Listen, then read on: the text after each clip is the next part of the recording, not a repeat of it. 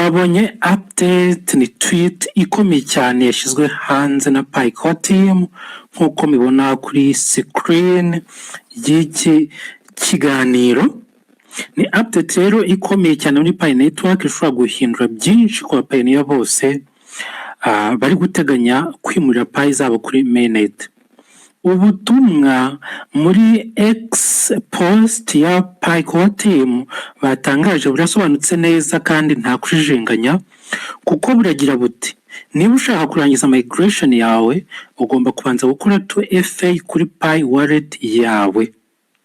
Ibi rero ntabwo ari amahitamo, ntabwo ari suggestion cyangwa se igitekerezo cyatanzwe na PyCore team, ahubwo ibi ni itegeko rigomba kubahirizwa n'umuntu wese ushaka gukomeza ndetse no kugira uruhare mu kubaka ecosystem ya Pi Network. Iyo twumvise ijambo 2FA nk'uko twagiye tubivugaho cyane, abantu benshi ntabwo bahita biha agaciro, bakumva ari ibintu bya tekinike bikomeye cyangwa bidakenewe n'abantu bose, ariko bikenewe na buri umwe uwo ari we wese wamenye uyu mushinga wa Pi Network. Mu by'ukuri 2FA ni kimwe mu bintu by'ingenzi cyane bishobora kurinda umutungo wawe mu isi ya digitale. Two factor authentication bivuze ko konti yawe itagendeye gusa kuri password, ahubwo hiyongeraho indi ntambwe yo kwemeza ko ari wowe nyirayo. Ibi bishobora kuba kode woherejwe kuri email cyangwa kuri telefone yawe muri message, cyangwa indi verification yihariye. Pi Network rero yavuze ko kugira ngo urangize gahunda ya migration yaba first cyangwa second migration ko bireba bose, ugomba kubanza gushyiraho 2FA unyuze muri mainnet checklist, cyane cyane kuri step ya 3.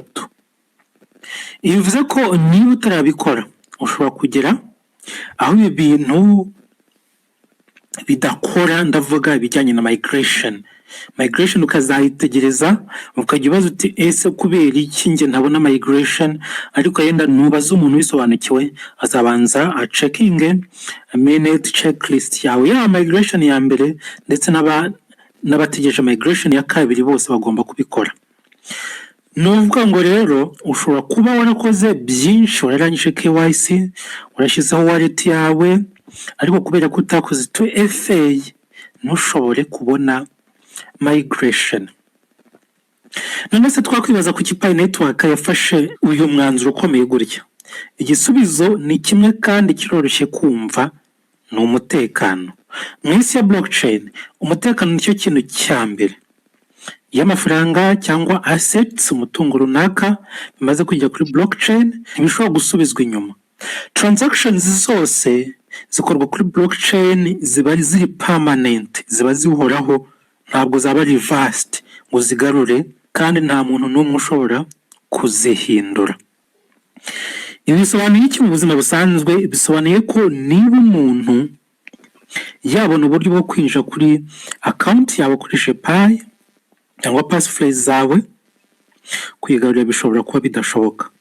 Nta banki uzahamagara, nta support izabigarura byoroshye, kuko bakubwira ko iriya Pi passphrase cyangwa na wallet byose biri non custodial, n'uwo ubwawe byibikira, nta wundi muntu ugomba kubikubikira.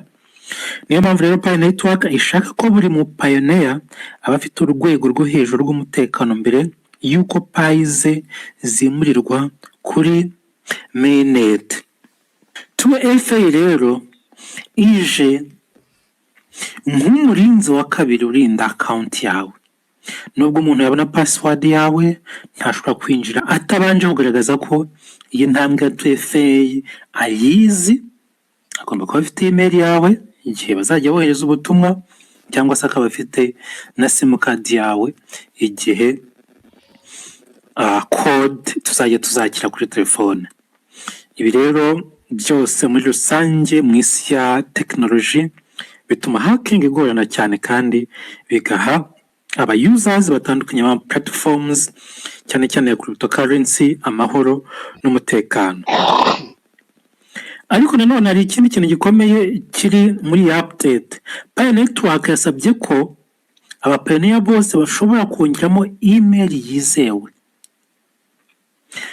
Ibi nibyo bita trusted email address. Iyi email ni ingenzi cyane kuko ari izakoreshwa mu kwakira code za 2FA, mu kugarura konti mu gihe ari ikibazo iri kugira cy'umutekano, no mu kwemeza ibikorwa bikomeye. Impamvu bongera bakakubwira ngo shyiraho indi email wizeye nuko abantu benshi bagikora ama account, hari ukuntu ndetse n'ama KYC hari ukuntu bashyiragamo email ariko ugasanga iyo email umuntu yakoresheje mu myaka 6 ishize si kuri buri bose, ariko ugasanga ari umuntu utakifite, yatakaje ama credentials zayo, noneho akoresha indi email, acura indi, creating indi. So iyo rero irimo gukoresha ubu ngubu niyo wahuza na account yawe ya Pi Network kugira ngo wizere ko account yawe irinzwe. Nibyo ko bazagusaba indi liveness kugira ngo bemeze ko ari wowe koko urimo guhindura email kuri account yawe. Nibayigwa rero uzayikore kugira ngo byose bizabe bitunganye cyane. Abantu rero benshi bakora ikosa ryo gukoresha email batitaye cyangwa bakibagirwa password yayo, ariko muri iki gihe email yawe igiye kuba igice gikomeye cyane cy'umutekano wawe muri Pi Network. Abakoresha izi platform za centralized exchanges nka OKX, nka Binance, nka Bitget barabizi ibintu bijyanye n'umutekano wa cryptocurrency n'uburyo email ari ingenzi cyane. Niyo mpamvu rero ari ingenzi ko ukoresha email yizewe, ukayibika neza password zayo, kandi ukamenya neza uburyo bwo kwinjiramo igihe cyose ubikeneye. Reka noneho turebe impamvu ya update ari intambwe ikomeye cyane mu mateka ya Pi Network. Icyambere, iyi update ni ikimenyetso cy'uko Pi iri kwegera cyane igice cy'ingenzi cya mainnet. Iyo umushinga utangiye gushyira imbaraga nyinshi ku mutekano wa platform ndetse no ku mutekano w'aba users w'uwo mushinga wa Pi muri Pi Network, bisobanuye ko hari ikintu cyangwa ibintu bikomeye biri hafi kubaho mu mushinga. Nta mushinga w'agaciro kanini security uwo mushinga uramutse utari kugana ku rwego rwo hejuru mu bijyanye n'iterambere ryawo. Icya kabiri, update ifasha gutandukanya abapayiniya biteguye n'abatiteguye. Abantu bazafata umwanya bagakora 2FA, bagashyiraho email, bagakurikirana checklist kuri mainnet muri app zabo, nabo bazagira amahirwe yo gukomeza neza. Ababifata nk'ibintu byoroshye rero cyangwa babyirengagiza bashobora gusigara inyuma mu gihe abandi bakomeje. Ibi bwabyo uretse no kuba wasigara inyuma ukumva ko wenda ari ibintu byawe uzabikora igihe ushakiye, ariko ubu unadindiza projet, kubera ko projet iyo itanze imibare y'abantu bamaze kubona migration ya app zimaze kwinjira muri mainnet, no kwa rating se, no kuri abashoramari, no kubwira abapayiniya bati bya bindi ya projet turimo yanyu irimo iragana ahantu heza. Rero ubumwe mu gutuma project ya Pi Network igana ahantu heza. Icya gatatu rero, ibi bifasha kubaka icyizere muri ecosystem ya Pi. Iyo abantu bazi ko system ifite umutekano barayizera, iyo bayizeye barayikoresha. Iyo ikoreshwa cyane nibwo ecosystem rero ikura. Niyo mpamvu umutekano ari fondasiyo ya blockchain yose.